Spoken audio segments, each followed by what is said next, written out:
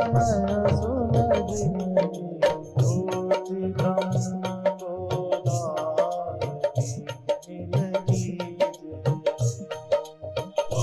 मिल श्री राम जय जय राम। श्री राम जय जय राम। श्री राम जय जय राम।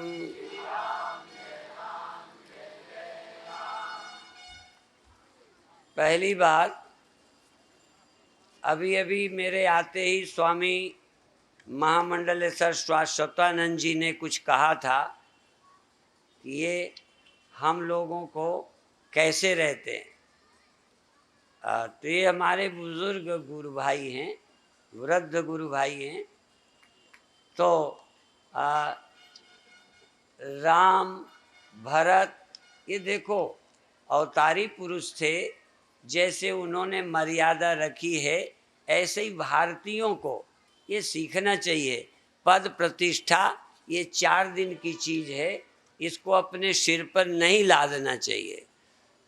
हाँ, घर के लोगों का, बुजुर्गों का सम्मान करना, वृद्धों को हुकार तुकार के नहीं बोलना, विद्वानों को, सम्मानियों को, ज्ञानियों को, ये हमारे देश की संस्कृति है। कि देखो, आपके धैर्य की सराहना है। बूढ़ों की बात कई लोग बड़ी श्रद्धा से सुनते हैं और कई बार लोग बूढ़ों की बात को ऐसे ही समझते हैं। तो हमने महाराज जी की बात को बड़े ध्यान से सुना, उसी बात को हम क्लियर करने की कोशिश करेंगे। ठीक है, एक बात सबसे सुनते हो, सबके जानने वाले हम हैं, तो सबका पहले अर्थ बता दूं। एक तो सबका अर्थ जाग करके इस जगत को देखने वाले हम। यदि आप न जगें तो जगत किसे दिखेगा? ध्यान रखें, हम तर्क का, अनुभव का, दोनों का साथ साथ जरा सा दिमाग लगाते जाओ। कोई और जगत के देखने वाला नहीं, चाहे हम या तुम, बात तो एक ही हो गई। हम जब जागे तो इन इंद्रियों के द्वारा इस जगत को हम देखते हैं। ठीक है, हम का मतलब तुम नहीं देखते, बोलो हाँ तुम देखते हो। अभिप्राय किसके अंदर रहने वाला जब इस देह में आया चेतनता, तो इस जगत को देखा, आंखों से देखा हमने, कानों से सुना पड़ोसी ने, बोलो कानों से सुना हमने, नाक से सूंघा हमने, रसना से चखा हमने और त्वचा से छुआ हमने। इसलिए बाहर, और ये 5 विषयों के अतिरिक्त 5 इंद्रियों का जो विषय है, इसी का नाम वस्तु है। जगत क्या है? 5 का विषय, और 5 ना हो जगत दिख जाए तो जगत की सत्ता, वस्तु की सत्ता इंद्रियों का विषय है। इंद्रियों से मालूम पड़ती है और इंद्रियां आपकी, आपको दिखा तो जागृत में सब कुछ हम ही को पता चला। सिर्फ जीव हटा दिए जाएं, देह में नाम है इंद्रियों के बिना, तो जगत क्या है? तो जगत सब किसने देखा? बोलो उसका क्या नाम है? हम। अच्छा, अब इंद्रियां छोड़ दी। अब दूसरा भी एक बहुत जरूरी तर्क है जो समझाना है। यदि आप देह के जानने वाले हैं तो आप अपने रहते सदा देह को जानो तो 1 रुपया देंगे। 1 रुपया इस बार देना ही है मुझे, बस मन बना लिया है कि 1 रुपया दूं, पर तुम ले नहीं पाते। यदि तुम जानने वाले हो सबके और सदा जानने वाले तुम ही हो, तो देह को जानते क्यों नहीं सदा? बांदा को सदा क्यों नहीं देखते? बांदा का ज्ञान तुम्हें 24 घंटे रहता है।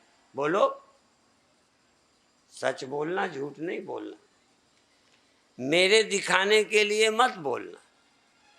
तो पहली बात, बांधा दिखता भी हम ही को है, हमारे ही इंद्रियों का विषय बांधा है, पर हम ही बांधा को नहीं जानते। कब? जब इंद्रियां नहीं होती या इंद्रियों के साथ मैं नहीं होता।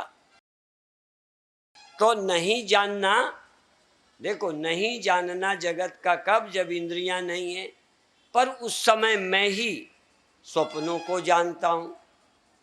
जागृत में जगत को मैं जानता हूं और इंद्रियों के बिना स्वप्न को, बोलो, आप तो नहीं जानते। और स्वप्नों के आगे जहां मन लय हो जाता है, उस निद्रा को, अज्ञानता को भी आप जानते हैं। और तीन के अलावा चौथा कुछ हुआ ही नहीं। या तो जागृत में जगत, या स्वप्न, या नींद, और तीनों सिद्ध। देखो, जगत भी मुझे दिखा, स्वप्ना भी मुझे दिखा, और अज्ञान, अभी स्वामी शाश्वतानंद जी भी बता रहे थे, अज्ञान भी हुआ। तो उस अज्ञान का साक्षी दृष्टा मेरे सिवा अज्ञान हुआ। नींद हुई थी ना, उस नींद का गवाही पड़ोसी है। जैसे मेरे स्वप्नों का दृष्टा मेरे सिवा कोई नहीं है, ऐसे मेरी नींद का दृष्टा, नींद की सिद्धि बिना मेरे, नींद किसी और को आई है ना, हमें तो कभी नहीं। तो नींद किसको मालूम हुई? मुझे। तो मैं अज्ञानी कब हुआ? यदि इंद्रियों से जगत देखा और इंद्रियां ना हुई तो जगत नहीं देखा, तो देखो जगत नहीं देखा ये अज्ञानता लगी, और स्वप्न देखा उस समय। तो मैं अज्ञानी एक अर्थ में नहीं हुआ, मैं ही इंद्रियों के द्वारा जगत को देखा, और मैं ही बिना इंद्रियों के स्वप्नों को देखा, और मैं ही बिना मन के निद्रा को देखा। तो मैंने ही, मैं अज्ञानी कभी नहीं हुआ। पर अज्ञानी होने का कारण क्या है? क्योंकि जगत को देखना ज्ञानी, और जगत को न देखा, आंखें बंद थीं या इंद्रियां नहीं थीं, नींद में थे, सपने देखे। तो सपना देखना, क्या मैं उस समय चेतन नहीं था? देखो, क्या स्वप्नों को सोया या जड़? देखो, सोना भी है, इंद्रियों की दृष्टि से सोया, पर मैं जागा। यदि मैं ही सोया होता, मैं माने देह नहीं, मैं माने इंद्रियां नहीं, यदि मैं ही सोया होता तो स्वप्न किसने देखा? जाग के कहोगे मैंने देखा आज ये स्वप्न हुआ, कि तुम्हारी माँ ने देखा, तुम्हारे बाप ने? जान के थोड़ा मन विनोद में भी रहे, रूखा ना हो जाए, हजम होता जाए। तो ये तो पक्का है कि मैंने ही अपना स्वप्न देखा। मेरे स्वप्ने का साक्षी मेरा बाप नहीं था, मेरी माँ नहीं थी, मेरा गुरु भी नहीं था। मेरे स्वप्नों का साक्षी, यदि तुम्हारा गुरु हो तो अपना स्वप्न अपने गुरु से पूछना, और तुम्हारा गुरु तुम्हारे सारे स्वप्ने बता दे तो मैं चेला बनूंगा। दो ही शर्तें हैं,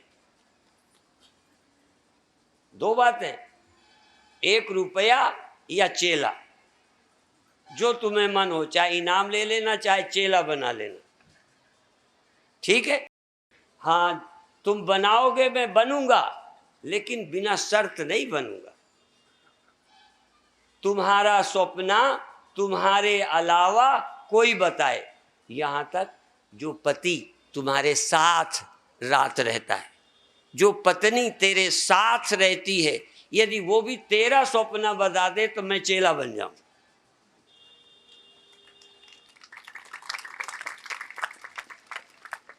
बड़े बड़े दिमागदार तेरे स्वप्ने के साक्षी हो, इसलिए अपने स्वप्नों का साक्षी मैं ही हूं, कोई और इंद्रियों से दिखता है। अच्छा, मुझे जब कम दिखता है तो मेरे कम दिखने को आप देखते हो या मैं? कम सुनाई पड़ने लगा तो मेरे कम सुनाई पड़ने के 100% थोड़ा बहुत अंदाज में लगाता हूँ। मेरे एक आध चेले कम सुनते हैं, तो जब वो ठीक से तो अंदाज लगा लेता हूँ। फिर भी कम सुना या सुनने पर भी जल्दी नहीं बोला, ये वही जानता है, मैं नहीं जानता। इसलिए इंद्रियों के ज्ञान का कम ज्यादा होने का, अंधपना, मंदपना, पटुपना, इसकी अधिकता और कमी का ज्ञान उसी को होता है, दूसरे को। इसलिए सबका ज्ञाता मैं ही हूँ और कोई ज्ञाता नहीं है। और जैसे मैं तैसे तुम, हम तो चोर चोर मौसियात भाई, मेरे साथ तुम शामिल, तुम्हारे साथ मैं। यहाँ मैंने ये नहीं कहा कि मैं का अर्थ ये। अच्छा, एक बात और गहरी है। महाराज जी अभी अहंकार की बात कर रहे थे। दो ही बातें तो विचारनी। एक तो सबका दृष्टा मैं हूं, मेरे सिवा कोई दृष्टा नहीं है। और मेरे सिवा, देखो, मेरे तुम्हारे सिवा जगत किसने देखा? बल्कि तुमने भी जब इंद्रियां नहीं थी तब जगत नहीं देखा। और तो छोड़ो, जिसके इंद्रियां नहीं होंगी वो जगत नहीं देखेगा। जिसके मन नहीं होगा, बुद्धि नहीं होगी, वो स्वप्ना नहीं देखेगा। देखने के लिए साधन चाहिए। जिस दिन तुम इनको छोड़ दोगे, बुद्धि भी नींद में, तो तुम न स्वप्ना देखोगे न जगत देखोगे। इसलिए सुषुप्ति में कुछ नहीं देखते। पर नहीं देखना, जैसा कि अभी सुन रहे थे, नहीं देखना क्यों हुआ? विद्धि सो गई। जैसे आंख गड़बड़ हुई तो देखना बंद हुआ। मैं मरा नहीं, मैं सोया भी नहीं। सोने का अर्थ क्या है? जैसे आंख का न होना अंधा, कान का ठीक न होना बहरा, नाक का ठीक न होना, इसी तरह से सब इंद्रियां जब कमजोर होती हैं तो विषय ज्ञान जाने लगता है। विषयों का ज्ञान किसी माध्यम से है, पर ज्ञाता मैं हूं। इसी तरह स्वप्न मेरी बुद्धि से दिखते हैं, बुद्धि स्वप्न बन जाती है, स्वप्नाकार मेरा मन बनता है, सारी दुनिया हो जाती है। पर उसका साक्षी जिसने देखा वो मैं होता हूं। आप तो नहीं स्वप्न देखते, आपके स्वप्ने पड़ोसी देखता है, सुबह जगा के बताता है तुमने स्वप्न देखा था। ठीक है ना? तुमने स्वप्न देखा था, जगाकर कोई और बताता है कि जगकर तुम खुद ही बताते हो। इसलिए तुम्हारे जागृत जगत का देखने वाले तुम, स्वप्न जगत के देखने वाले तुम, और स्वप्नों के भी नींद होने से स्वप्न भी नहीं दिखते। उस समय न कंचन स्वप्नम पश्यति, जहाँ कोई स्वप्न नहीं हुआ उसका गवाही। उस समय स्वप्ना भी नहीं था, कोई ख्याल भी नहीं था, कोई डर भी नहीं था। मरने तक का ख्याल और गरीबी का ख्याल, पापी होने का ख्याल तक जब नहीं था, उस पापी तक न होने के ख्याल का साक्षी कौन? उस समय ये कुछ नहीं था। गहरी नींद में मुझे कोई भय नहीं था। देखो, जागृत में भय, स्वप्न में भय, और समय कुछ ना कुछ रहता है। उस समय कोई नहीं था। जैसे अंधेरे में तुम जाओ और पूछे क्या है, कहीं यहाँ कुछ दिखाई नहीं देता। चलो, कुछ न दिखाई देता हो, पर यदि ये बात मैं खंभे से पूछूं, मुर्दे से पूछूं, तो कहेगा यहाँ कुछ दिखाई नहीं देता। कुछ नहीं दिखाई देने को कोई चेतन ही कहेगा। इसलिए गहरी निद्रा में बुद्धि भी जहाँ काम नहीं करती, सो जाती है। उस सुप्तावस्था में जब कोई घर बार की याद भी नहीं, स्वप्ना भी नहीं, दुख भी नहीं, निर्धनता का ख्याल भी नहीं, पापी होने का ख्याल नहीं, कोई ग्लानि नहीं, फेल हो गए का दुख नहीं, वो अवस्था मेरी ही हुई थी। और उस अवस्था का अनुभव भी मुझे हुआ। और हम ही बताते हैं उस समय कोई चिंता नहीं थी। तो भले चिंता नहीं हुई, पर चिंता ना होने का सबूत गवाही में। अब इसलिए देखो, क्रम देखो, सीधा कहोगे यदि जगत के दृष्टा तुम ही हो तो सदा रहना चाहिए। जरा ध्यान रखना, सर्वदृष्टा हूं, इसका भाव क्या है? जगत का दृष्टा मैं ही हूं, लेकिन कैसे देखता हूं, उसकी प्रक्रिया क्या है, ये देखना है। इसीलिए वेदांत कहता है आत्मा के जानने की एक प्रक्रिया है। आत्मज्ञान कैसे होगा और जगत कैसे दिखता है, यदि प्रक्रिया को, इसलिए यो में वेत्ति तत्वतः, जो लोग इसको तत्वपूर्वक युक्ति तर्क आदि से ठीक से नहीं देखते, वो आत्मज्ञ नहीं हो सकते। प्रश्न उठते रहेंगे, प्रश्न उठते, फिर हम जगत को क्यों नहीं देखते जब हम चेतन हैं? तुम चेतन स्वप्न में थे, इस जगत को नहीं देखा, स्वप्न में ये जगत नहीं दिख रहा था, स्वप्न दिख रहे थे। क्यों? जहां तुम्हारी चेतना होगी, जो तुम्हारे पास उपकरण होंगे वही कर सकोगे। कान होगा तो सुनूंगा, आंख होगी तो देखूंगा, यदि नहीं। इसलिए जगत के ज्ञान में इंद्रियां आवश्यक हैं। स्वप्न के लिए मेरा होना और बुद्धि का होना जरूरी है। स्वप्न में बुद्धि होती है और बुद्धि ही सब कुछ बनती है।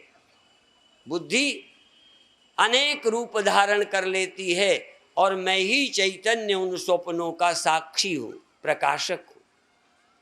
अब देखो, देहाध्यास क्या है? मैं देह नहीं हूं, कैसे जाने?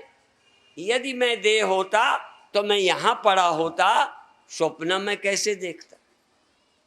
देखो, यदि देह और तुम दो नहीं हो, कैसे जानूं कि मैं देह नहीं हूं? तर्क है, ढंग है। यदि देह तुम होते तो ये तो खाट पर पड़ा है, देह को तो खाट भी नहीं दिखे, देह को तो बांधा भी नहीं दिखे। आपके देह को तो बांधा दिखता है ना सोते में, साधुओं के देह को दिखता होगा।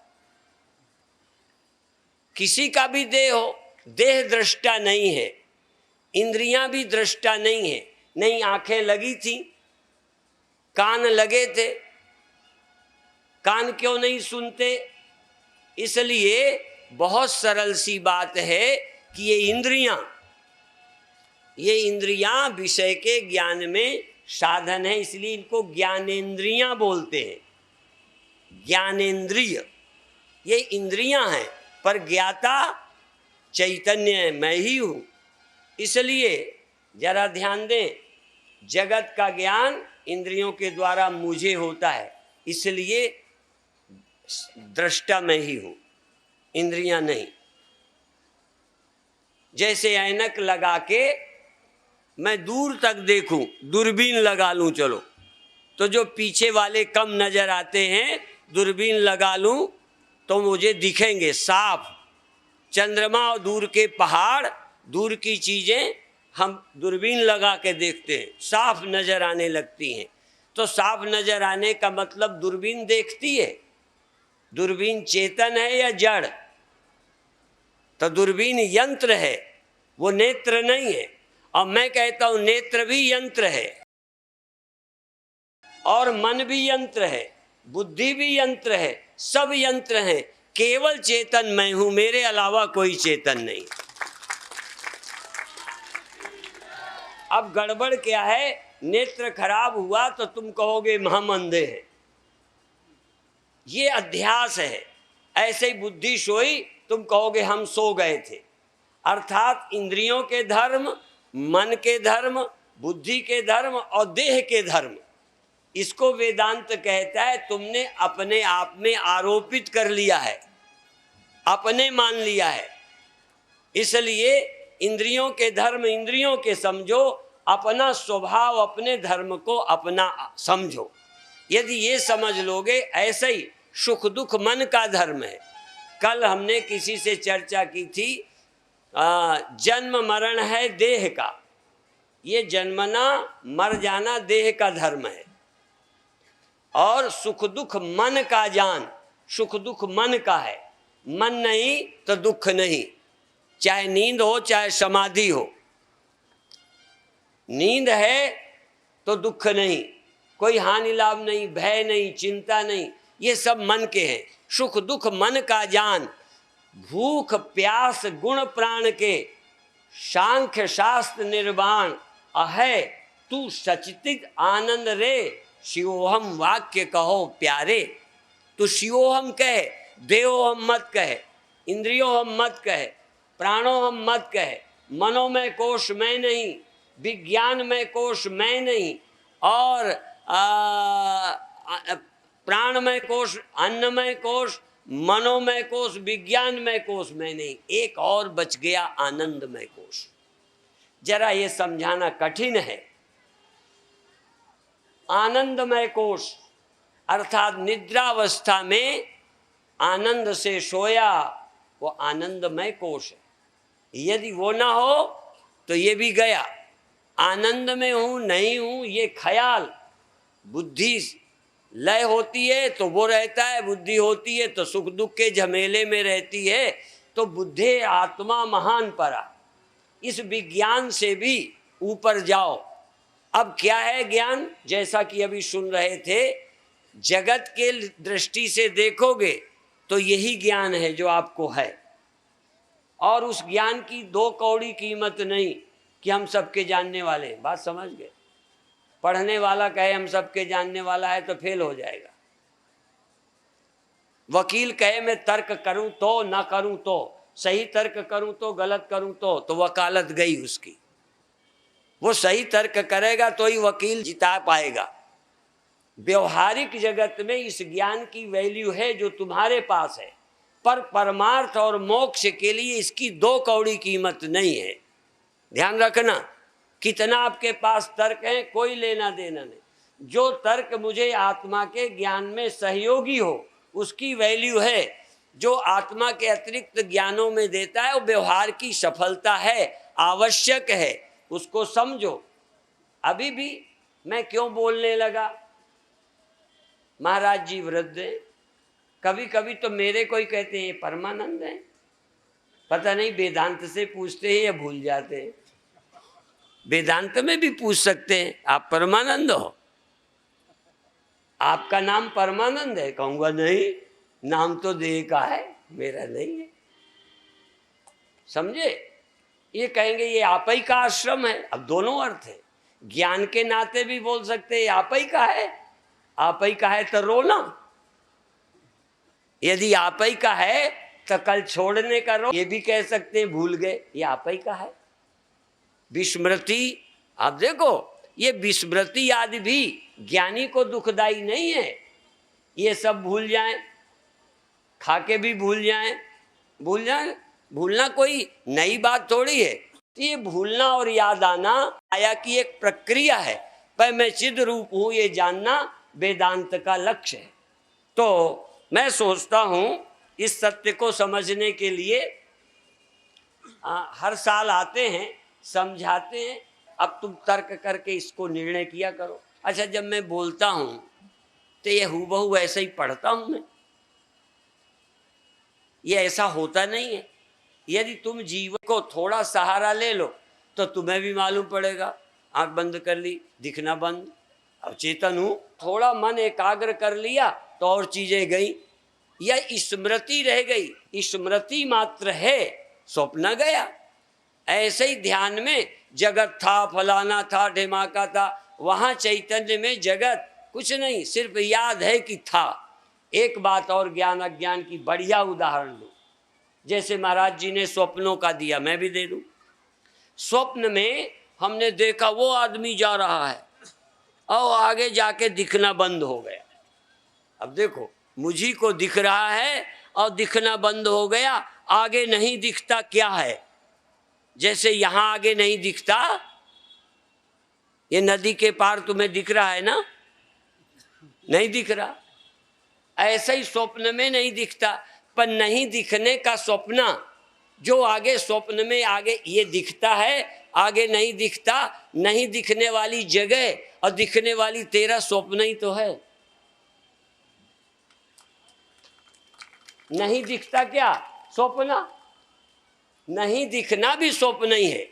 उतनी दूर वहां, ये दूर अज्ञान तेरा ख्याल है, ये प्रत्यक्ष तेरा ख्याल है, स्वप्न सब ख्याल है, तू ही चैतन्य में सब अध्यस्त है। शेष चर्चा कल फिर करेंगे।